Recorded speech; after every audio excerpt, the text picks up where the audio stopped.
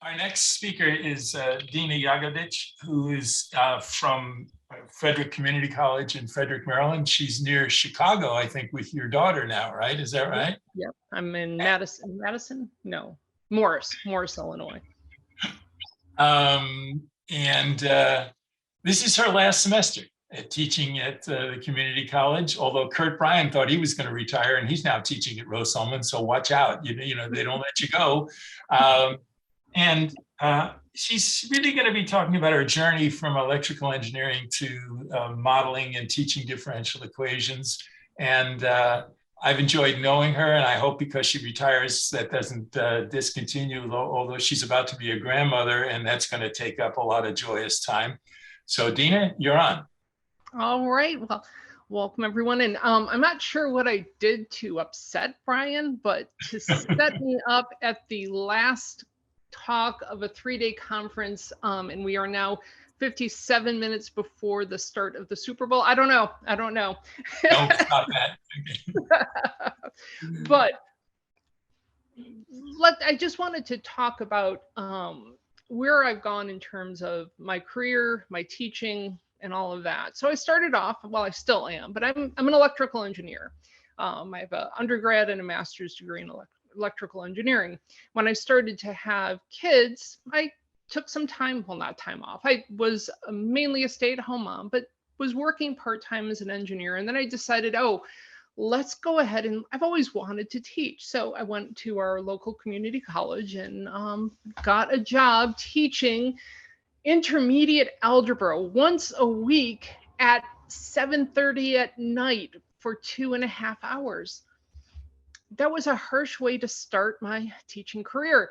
And what was even worse is, I don't know about you all, but I didn't have any teaching background. So I went to look at 2 different professors and how they taught. And one was very boring, just talked, writing on the chalkboard, and he just lectured at them. And I thought, oh my gosh, I'm bored and I love math. Then I saw somebody else who he had great PowerPoints. He was funny. He was fantastic, and he gave me his PowerPoints. So I used them the first day of class. And do you know how fast I can click through PowerPoints? I can click through them very quickly. And that first night was a total disaster. By 9 a.m. the next morning, 3 students in that class called my chair to say how horrible I was. And if it wasn't for those 3 students who said that, and if it wasn't for my chair doing what she did, I probably wouldn't be teaching. What my chair did is say, you know, there's another professor I think you should sit and watch. And she was interactive, she was funny, and she just used a chalkboard. And that's when I realized I had to find something that fit me and not just model after what other people did. You have to find something that works for your teaching style. So I made a huge leap that first semester, and I became a much better professor, but I was still doing the old-fashioned, here's a bunch of knowledge. Why don't you practice the knowledge in the same format that I gave it to you in? And let's see how you do on an exam that does the exact same thing, maybe slightly harder questions, but it was still the same type of thing. And as a new instructor, I started going to, conferences and whatnot. And I happened to go to JMM, which was in Baltimore, very close to my house. And that was, I looked this up. It was 2014, I think. I've got my 2014. It was a 4:15 talk by a certain Brian Winkle. The title of it was Modeling Scenarios and Strategies in a Differential Equations Class. Well, I was going to teach differential equations for the first time the following semester, so I was really excited about learning about this. And unknown to me at the time, this really didn't just stick to differential equations. What Brian was talking about, this whole concept of, instead of just throwing these are the steps to solve these types of problems at students, to start with here's a problem, I wonder how we're going to solve it, and having the students work through that. And I certainly started off just with differential equations, and I Brian knows that I absolutely love the M&M activity, and I use it every time I teach differential equations. And every semester, I keep making little tweaks to it. So okay, let's in the chat, tell me if you have not heard of the M&M scenario. If you have, say yes. If you haven't, say no. Can you tell I'm used to structured remote where I'm making sure people are here? Okay, we've got a couple yes. Okay, fantastic. A couple of no's, so that means I'll talk about it. I didn't want to bore everyone if you had seen them before. So Brittany and I, yes, we've met at JMM. The M&M, it's a great, I do it first day of class. What you do is you take a bunch of M&Ms, you give each group, say 50 to start. And first you have to get rid of all the yellow M&Ms because yellows don't work. And you have to make sure each M&M has an M on one side, because there are some, we call them immortal M&Ms, that refuse to die. You take your 50 M&Ms, you break into groups, and you throw them on the table. Any M&M with an M up, they've passed. And you figure out how many generations it takes to, well, what do you think the steady state answer is? Oh, everyone says 0. So we're already starting to introduce differential equations words, vocabularies like steady state in this very first day, as opposed to spending the first day going through a bunch of boring vocabulary. And then we start, they're all very proud of that. And then we do the same experiment, but some people have 50 M&Ms to start with, some have 100, some might have 0. But every time you roll the M&Ms out, at the end of that generation, 10 new M&Ms come in. So it's immigration. So we're modeling population. And before they do it, I say, okay, what do you guess that steady state number is? Last time everyone said 0, everybody was correct. What do you think now? And most students will say 20. It's like, okay. And they start rolling. And one semester, this one group would not stop. And I said, what are you doing? They're like, we can't get it to 20. It just keeps settling at 10. Like, ding, ding, ding. Maybe that is in fact the answer. Maybe it's not the 20 that you had expected. So it gives us a chance to talk about and that activity is up on the Simiode website. Please, it's such a great first day activity. The other thing, and again, every semester, I make it a little bit better. For the first semester, I only did the M&Ms and I didn't do the immigration, because you don't have to have it perfect the first time. Next year, I've added the immigration. And then having people start with different values, that gives them this family of curves, these exponential decaying and increasing functions that from Calc 1, they're used to family of curves looking like the same thing repeated.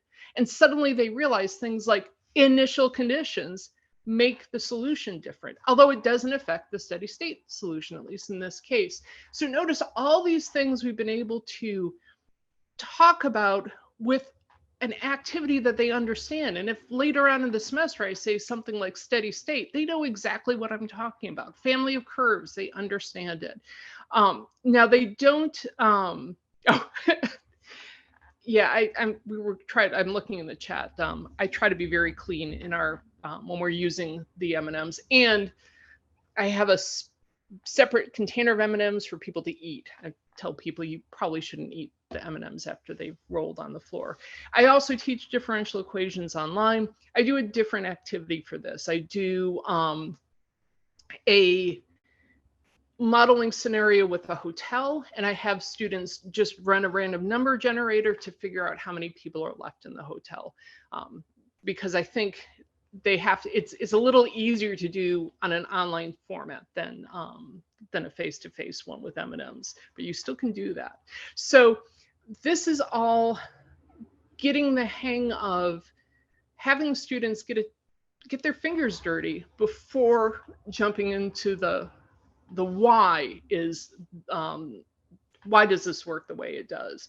So in fact, we look at this and we look at the family of curves and I say, what kind of function does that look like? And they say, it doesn't it look like that exponential thing? It's like, yeah, E is going to be your best friend by the end of the semester. And then I pull out MATLAB. Our school uses MATLAB as a co-req or a prereq for differential equations. Again, I'm at a community college. Our four-year schools all use MATLAB, so we try to make sure our students are prepared for that transfer. And then I just type in the differential equation, we solve it, we see that it's e to the stuff, we start talking about this weird constant. And then once we pull in an initial condition, suddenly that constant's taken care of. So it's just a great chance for students to start the semester instead of thinking, oh, differential equations, this is going to be harder than Calc 2, because Calc 2 is a pretty dreadful class compared to differential equations. But that is where I really started with this whole concept of talking about the why before the how. And with COVID, I think that really hit, it's the first time it really hit me that, yes, differential equations, it's an easy class to do this for, but you kind of sort of have to think about this for all your different courses. Now, when it comes to things like basic derivatives, yeah, you need to learn the how. But for instance, this semester I'm teaching Calc 2, and our school is still having some structured remote classes. And actually, I'm interested. Could you tell me in the chat what format your school is now teaching in what classes you're teaching? You mean whether it's remote or hybrid or online? Yep. Just what, let's see. All right, so face-to-face. Okay. Oh, that is the students can attend Zoom. That is the one format I refuse to do. I can do online really well. And when I say online, I mean, we call it structured remote. That's a silly name. Synchronous remote. What we're doing here, I'm talking, my students are active and things like that. I have students who have ADHD who said that being able to be remote at home allows, and they can still in a breakout room interact with their teammate. So I think it's okay. And I don't want people who are feeling sick to force themselves to come to class. Exactly. And at a community college, we have a lot of students who they're part-time students. They might have kids at home. They might be taking care of parents. They might not have access to transportation, but they don't want a fully online differential equations class. They don't want a fully online Calc 2 class or statistics. They want to be able to ask questions. So what I've been doing mainly is doing what we call structured remote or synchronous learning. And this has worked out well because, as Brian said, right now I'm in Illinois, not Maryland, helping my daughter out. And the students don't really, I mean, they know, but it doesn't really affect them because we're still doing things in this high flex. That's what I refuse to teach. Because unless I had a teaching assistant, if I had a TA in the room with me, I think that would work, but I can't focus on both my students in the classroom and students online. We don't require our students to turn on their cameras. So what I do with my lectures is I've basically turned it into a flipped classroom, which I think lends itself from modeling first. The how, that stuff's boring, right? Like how you do separation of variables. It's boring, right? It's really boring to talk about. And if I'm teaching that in class, I'm just talking. I'm not asking anybody, it's not like, what do you think? Do you think this will work? Yeah. It's so instead I use class time focusing completely on examples, the how, the playing with things, not the boring lectures, because I can do that asynchronously. If I'm going to use this together time, especially if it's remote, if this is being recorded, I have to make it worth my students' while to actually be in the classroom, to actually be participating with me. And I have like 85% attendance, which is not bad for, again, this kind of format where they can listen to it after the fact. So by making the conversations interactive, by throwing questions out there like, how do you think this is going to work? I actually had my students come up with the washer method without me teaching it to them, because we were talking about this general slicing method. It's like, oh, what would make this so much easier? And it's almost a little bit, I forget the name of the teaching method, where it's students come up with the topics. I can't remember. Inquiry-based learning. Thank you. Inquiry-based learning. Yes. And all of this, I mean, it really ties in together. So I find it interesting that I really started in, again, this is year 19 for me, how much change I've made over my teaching methodology. I started out as, I know all the stuff, here it is, practice it, to getting it to the point where I've got the how. They can watch the lecture videos, even if they're not watching me. It's on Khan Academy, all those other places. But having students get a chance to really understand what's going on, seeing the why before the how, I think makes the why and the how, it makes it much more real for the students, especially with a class like differential equations. So again, I have my background's in electrical engineering. Differential equations, I like to tease my pure mathematicians in my math department that linear algebra and Diff Eq, that's where students have to decide, am I going to be an engineer or am I going to be a pure mathematician? Because if you love Diff Eq, engineering's probably for you. If you love linear algebra, maybe you want to look into pure engineering or pure mathematics. So if you can't spark this kind of innovative, out of the box thinking, by the time you're in differential equations, I'm going to argue it's going to be a little bit too late by the time they get to their job.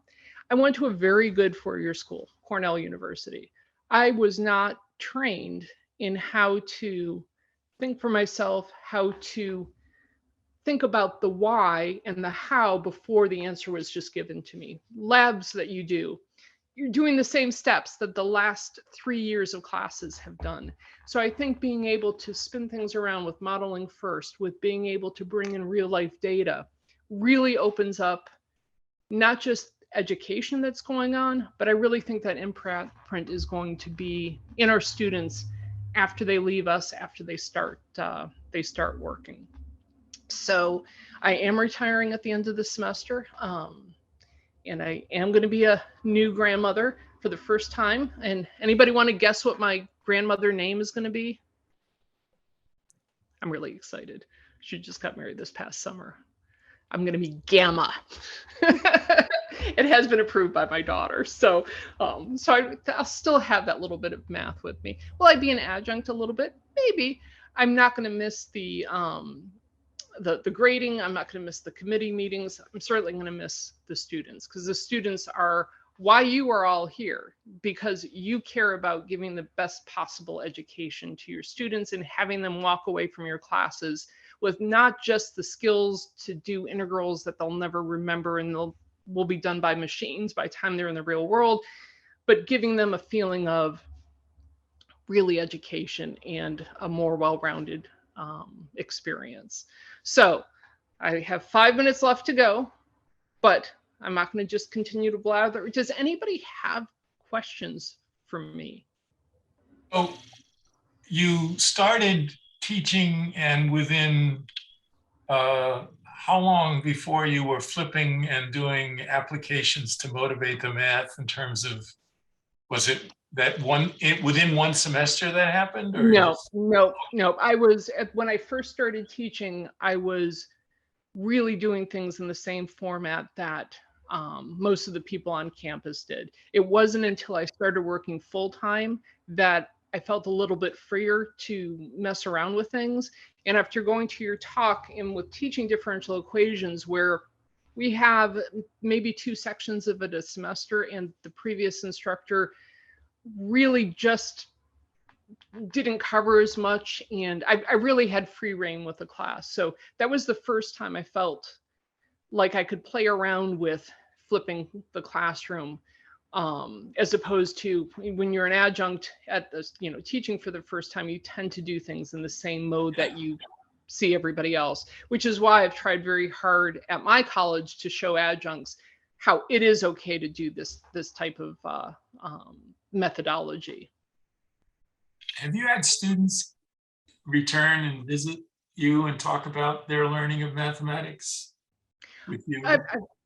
Yeah, I've had student evaluations. I usually do mention the M&Ms, and I've managed. I think I was telling Brian this. I've managed to work M&Ms into Calc 2.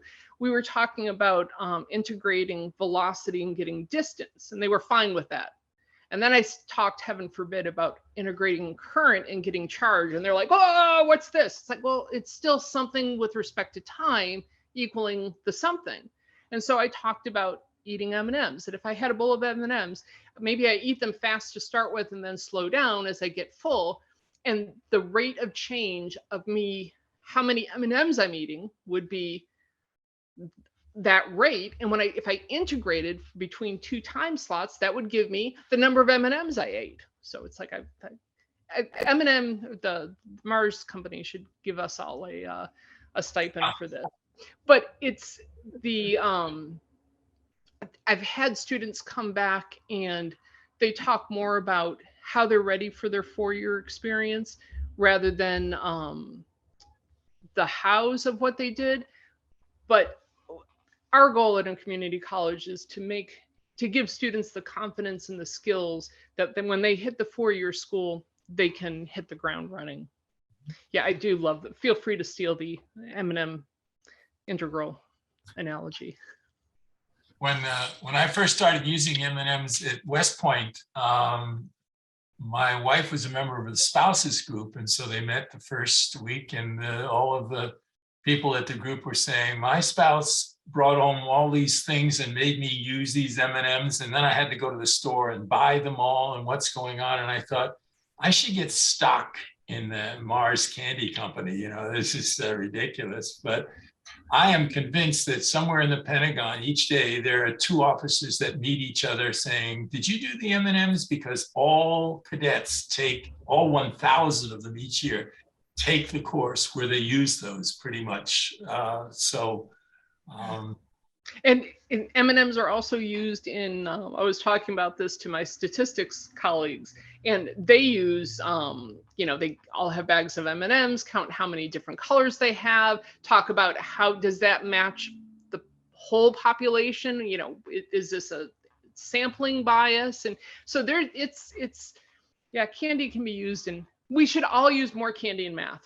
Math would be a lot more fun.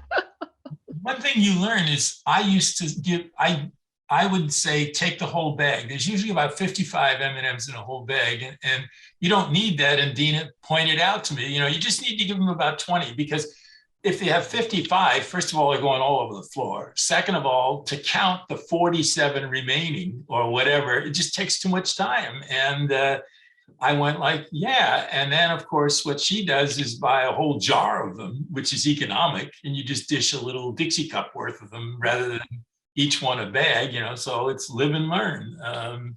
And at the end of the semester, as you reported in a blog you wrote, that they pointed to the first day's class in which they saw these concepts. And It isn't just because of M&Ms, it's whatever activity you do that brings that out.